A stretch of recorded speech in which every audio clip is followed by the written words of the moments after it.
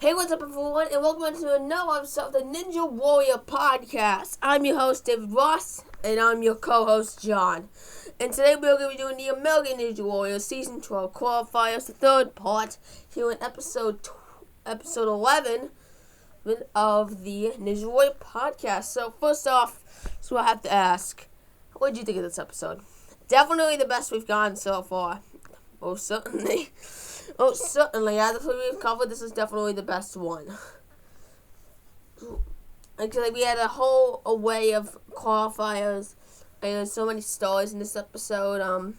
We had the impressive race between RJ Roman and Sean Bryan, which we'll get to, and just all of it was just so cool to watch, and it was so exciting. Yeah, definitely. So that's what we're going to be covering today. And we're going to start off with the opening movie, which we don't even really need to start on, as there wasn't one once again. But I thought we needed to mention it. Yeah, screw the music video. Yeah, just like last episode, they just had introducing the competitors for this night. I think that's about it. So let's move on to the course, which unfortunately only had one obstacle change, but it was a new one known as the Beehive, which I'd say is probably one of the worst obstacles this season. Wow, that's pretty harsh. I'd say this because it's just basically the wing nuts. Like, why can't that just been a variation on the wing nuts? I mean, it basically is, but they take a whole different philosophy to it. But I guess you don't think that's necessary? I don't think it is. Fair enough. But aside from that, the course stayed pretty much exactly the same, except the spring bridge, which came back instead of Web 1, so that's about it. Yeah, so let's just get into the one, starting with Booty Coughlin, who had a segment about him selling toilet paper during the world toilet paper crisis. That's what you call COVID, yes. At least in this case, because it's on toilet paper everywhere, and they made a lot of money for him. Yeah, but Booty fell on the second obstacle, the lunatic ledges, which was a pretty big knockout kill last time, and it took out a lot of people here as well. Yeah, next competitor was Devin Harrison, also known as Dougie Fresh. Devin Harrison had a segment about his gym getting completely destroyed after Atlanta qualifying, but over the next year or so, the ninjas helped him rebuild it and regain his, ninja spirit. And on the course, he did pretty good, but getting all the way to the finish line before losing his grip.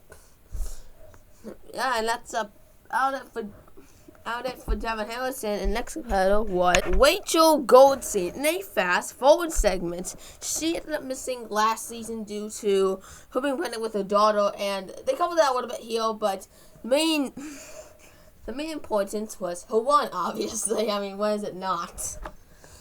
But, she ended up falling on the Beehive and did move on to the city finals, but ended up getting injured in some other way. As it was probably not on the course, but they never even mentioned it, which they don't usually do, but we just wanted to clear that up. Rachel Goldstein did not go on to the finals because she was injured and was replaced by Joey DeLorio, who was, I believe, 4th place in the next episode. Oh, episode 4, because I don't remember her being here, but it's possible. But anyway, yeah, Rachel Goldstein fell on the Beehive, and that was that. We also had in this fast forward Sean Darling Hammond, who was surprisingly shown. Yeah, Sean Darling Hammond, I think this is the first time his qualifying one was shown, period. Yeah, it's usually cut from the broadcast, but here it was shown all its glory where he fell on the Ferris wheel. And that was that. After that came Whitney Singer, who is another one of the parent ninjas, part of Rachel Goldstein's squad. And despite having trouble on the shrinking steps, just barely making the dismount, she fell on the second obstacle, lunatic ledges, which isn't a surprise. And next up was Sam Gray, who is a part of the Towers of Power squad with Brandon Mears and Dan Polizzi. Sam Gray had kind of like another wrestler coach of his introduced him like a vampire. And it was pretty unique, all things considered, but it wasn't scary, all things considered. Well, that's a way of putting it, but yeah, he was not scary one bit. No, he was not. Semway himself almost made it to the end of the first, but fell on the final part, so the final drop. He just lost his grip. But yeah, I'm pretty sure he stayed in the top 12 as well. So yeah. Next up came Elle Lovelady, who was part of Thomas Stelling's squad and in a fast forward segment. Well, he fell on the Ferris wheel. The other member of that group, Quest O'Neill, also landed and fell on the lunatic ledges. Yeah, that's about it. And the next competitor was Thomas Stillings, who was surprisingly invited to this season. Yeah, I really have to ask why. It's like, Stillings did not get the call for season 11, and even in season 10, he was fast-forwarded, commercial, fast-forwarded, then fast-forwarded. 3 fast-forward ones and 1 commercial one, which was made pretty popular back in season 10 since people like Wayne Arnold got it. But, you know, Stillings got the invite this season. I just have to ask why. Was it just because his wife had brain surgery? It really just feel like that, honestly. Oh, but yeah, Stillings came out and had a story about his wife getting brain surgery, and it was all about how he thought he wouldn't be able to see his wife again. Again, how he was so scared for her sake, but he needed to be strong for his own sake. And overall, it wasn't really all that story, all things considered. It wasn't really all that bad. It didn't drag out all that much. It was, I think, that's just the amount length it needed to be. Agreed.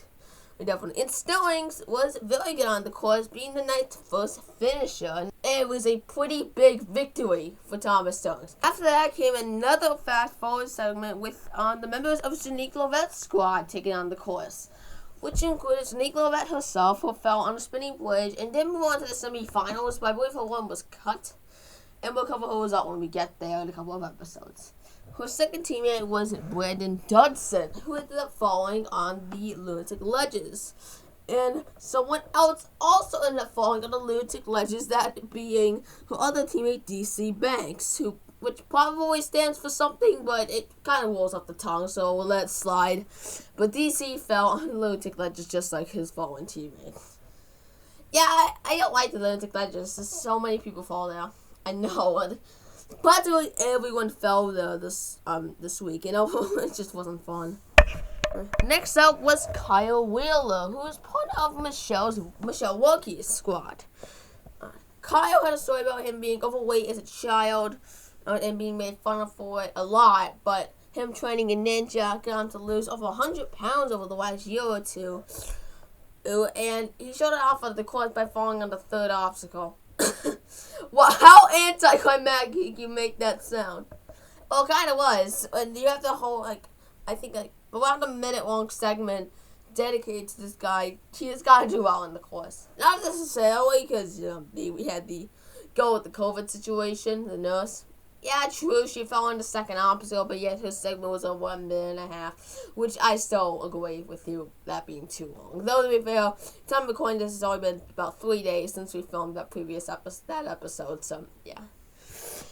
Yeah, because every day we've been meeting up to do these podcasts. It just depends on when you get them out. Yeah, it depends, but we'll see when the time comes. But anyway, the next competitor was Nate Harrington, who had a little segment about him having 12 siblings and him being impressed in the Ninja World, as we saw his team captain, Adam Whale, and I believe Nandi Richardson as well. I was like, who is this guy? And, why is he so good? And obviously it was still improv, obviously. It was on Naji's side of things. But it was still good to see some effort put in. Some effort, yeah. But, Tage ended up doing really well on the courts, hitting a buzzer, being the third finisher of the night. Congrats to him, as he was, I believe, the youngest athlete this season. One of them, because, again, he's one of the 19-year-olds, which there weren't all that many compared to everyone else. Yeah, of course, most of the 19-year-olds were invited by their teams, or seen by the show. As we mentioned, most of them were picked by production and not by the ninjas themselves. They kind of just, I guess, were required to act that way. Yeah, it seems weird. Like, what profits, they end up forcing the ninjas to act in certain ways and tell people information that just isn't true. Yeah, and I think that's what he said. The fact that they don't actually allow ninjas to tell the truth in most situations, but it's kind of one of the things you gotta deal with. Yeah, it's just a way of life, I guess. Okay, trying to shove in some wise words, wise man. And, what else are you supposed to say? Nothing. You can just end the segment. So after that came the Towers of Power in a fast forward segment. And talking about the Mills one, they showed like Brandon Mills falling on bounce obstacles, and after that you knew that Brandon Mills was gonna fall on a spinning bridge. Oh yeah, most definitely. I mean, there was no hiding it. If they were gonna do that, then they might as well have just not showed it at all. Yeah, and sure enough, Brandon Mills did fall on the spinning bridge, as we hinted at earlier. But then came Dan Pelizzi, who, despite missing the Mega Wall, did end up hitting a buzzer for himself. It was good for him. And finally, we hit Ezra Lavella, who was part of Najee Richardson's squad, who, surprisingly enough, fell under Lunatic Ledgers. No one cared. But next up came Najee Richardson, who had a small little segment about him never hitting a buzzer last season, which was pretty touching, actually, and something I never really realized, but it is true. Yeah, so Najee did pretty well on the course. He missed out on the Mega Wall. He was definitely closer than he was last season, but he still missed it. But he did end up hitting a buzzer as well, so it was good to see him do that. Yeah, I'm always shocked they didn't have another Black Lives Matter thing. Oh, well, actually, I do get your point there. But Najee was already heavily featured in the previous segment in the last episode, so it was it probably would have been a little redundant. Yeah, and I'm not saying I wanted it either. I'm just saying I was expecting it to happen, considering this show. Yeah, you do have a good point. Elizabeth Leslie, who came in another fast forward segment where they talked more about the Lunatic Ledgers, as all three of the people mentioned in this fast forward, Elizabeth Leslie, Dom Harrison, and Devontae Phillips, all fell on the same obstacle, the Lunatic Ledgers. And that's all we really have to say about them. Yeah, and the next competitor was Michelle Wonky, and this was pretty exciting one, seeing Michelle back on the course, but Michelle actually announced her temporary retirement from the sport as she wanted to start a family with her new boyfriend. And it was a pretty all-out segment, all things considered, and I'm glad to see Wonky was moving on. Oh yeah, I do wish her great success. Yeah, we all do. Personally, one of my favorite ninjas is Michelle Wonky, honestly. But we're getting off topic here. Michelle Wonky unfortunately fell on the Lunatic Ledgers. One of the most shocking fails of the episode. Though I wouldn't say it is the most shocking, but it's one of them. Yeah, definitely. Most certainly. But yeah, Michelle Wonky fell on the Lunatic Ledgers, and we're going to move on. Next up was Adam Whale, who had a small little segment about how good he did last year, but ended up falling on the Ferris wheel for the second year in a row, fell in qualifying, and this was a pretty big shocker. We really wanted him to go far, and now it was just left of the leaderboard. Thankfully, he did end up moving on, but it was just a huge shock to everyone. And the fact that he just, I know last year he did the same thing, but I don't think it was expected for him to do the same, this again. Yeah, I don't think it was, honestly. And the fact was, it was just his technique on the Ferris wheel, as just like others, he had hands on two of the handholds on the way down from the final Ferris wheel. And obviously, he couldn't hang on, so yeah, that happened. The next competitor, and then we had two more competitors, part of Sean Martin's squad, within a fast forward segment that contained in both Stephen Godberry, who fell on the Lunatic Ledgers, and David Wolmerstorff, who ended up falling on the Beehive. And that's about it about the ones. Their captain, Sean Bryan, and he had a really good segment about him and his shoulder that was injured at the end of last season, jumping spider. And he had an recovery segment. Well, it was a little redundant considering the fact that last season we also had a recovery segment since he had his ankle at ninja competition earlier the previous year, but it wasn't really too redundant, plus he was short, so that's kind of why it wasn't all that bad. But Bryan himself did really well on the course, ended up getting the second fastest time of the night overall. It did go on to the power tower, which we'll talk about in a little bit when we talk about after we get to the end of the night and talk about, but yeah, that's about it. Next competitor was Austin Gray, who was in a fast forward segment, and I really do hate this fast forward segment overall. Yeah, I can agree with you on that. The entire time that Austin Graves won, talk about he's single, ladies. Go date your Austin Graves today for only $14.99. I mean, it wasn't a commercial or anything, but it seriously felt like it. I mean, it was obvious they were just trying to get him a date, and they probably failed. But probably. But it was so forced, too. It's like he asked them to, which I would never ask them to do anything like that in a million years. Why?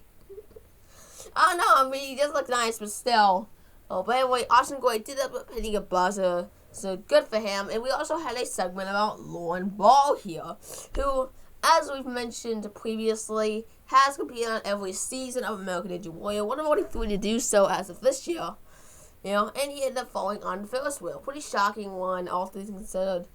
But, yeah. And the next battle was Brittany Dillon, who was in the same fast forward segment as the other two just mentioned, and she found a low to glitches along with the next competitor, Matt Scott, who I guess is an opera singer, as they had him sing a few lines, which was a little annoying, but fine, I guess. At least it was in a fast forward, so it was like 5 seconds, maybe.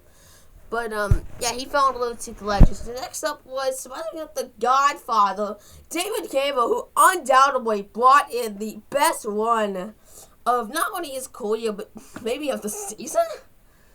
Yeah, it was pretty impressive to watch. Cable had a little segment about him being a pizza delivery man, but that wasn't the important part. The important part was his one. He got stuck on the elliptic ledges and had to climb up on top and jump off and barely made it to the pad. And then on Mega Wall, he just climbed up there pretty horribly, but he still hit a buzzer, which was pretty surprising, but good for him, as he was the second person to conquer the Mega Wall this season. And again, it made for an amazing one to watch all around. Yeah, most certainly. And I just want to say congratulations to the Godfather. Yeah, and the next competitor is Jen DeBellis, who ended up falling on the lunatic ledges. It was a fast forward segment with her other teammate, a part of Jesse Graff's squad, on David Hancock, who fell on the spinning bridge.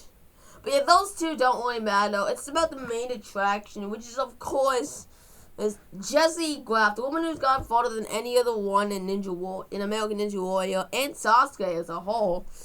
Oh, Jessie Graff did pretty well on the course, was hitting a buzzer. And this was a pretty cool one to watch. It was good to see her hit a buzzer. Next competitor was Amber Dawkins, who was in a fast forward segment. She fell on the streaking steps along with Ben Whitelow and Jessica Homer. And that's all we really have to say about them. But after that, we had Ben Milic, who well, into Disney, they were like, we're going old school with this one. And everyone was like, Brian Owasco. Or like someone from like the early era of Ninja who was returning for the season. But nope. We had Ben Milic, who hasn't competed since season 8. Yeah, he's not old school. We would barely even call him new school, but he's still part of the most recent AEW era, so I don't think you can really count it. No, you can't really. But anyway, Ben ended up falling on the Ferris wheel obstacle, so yeah. That's all I will have to say about Tarzan. After that, we finally had RJ Roman take on the course, and he had the fastest one of the night, hitting it in 1 minute and 4 seconds. Because of that, him and Sean Bryan did end up going head-to-head on the Power Tower. And this was a pretty insane Power Tower matchup, as just like last time, it was pretty close, but a lot closer than the previous Power Tower matchup. And RJ Roman barely won with a one swing dismount off the final dropping shelf, and he just hit the buzzer first. So it was like, well, it was a matchup, all things considered. Yeah, definitely. It definitely reminded me of how the close the Power Tower could really be. Aside from that very first one we have with David Campbell and Hunter July, I think. And, it's never been close ever again. It's also just been blowouts from the fastest ninja, the obvious winner. But it's good to see the outlier. It's good to see close races. Yeah, definitely. And that was the end of the episode. So, So now we can talk about spoilers. What did you think about this episode overall? Again, really good. Highlights include, again, David Campbell's won the Power Tower matchup. And overall, it was just a really good episode all around. Yeah, agreed. And that's going to do it for the Ninja Way podcast episode. Thanks for watching, everyone. We'll see you guys next time. We talk about episode 4 of the qualifiers. And after that, we're going to go on to this semifinals unless something happens. So, yeah. We'll see you guys there. Peace.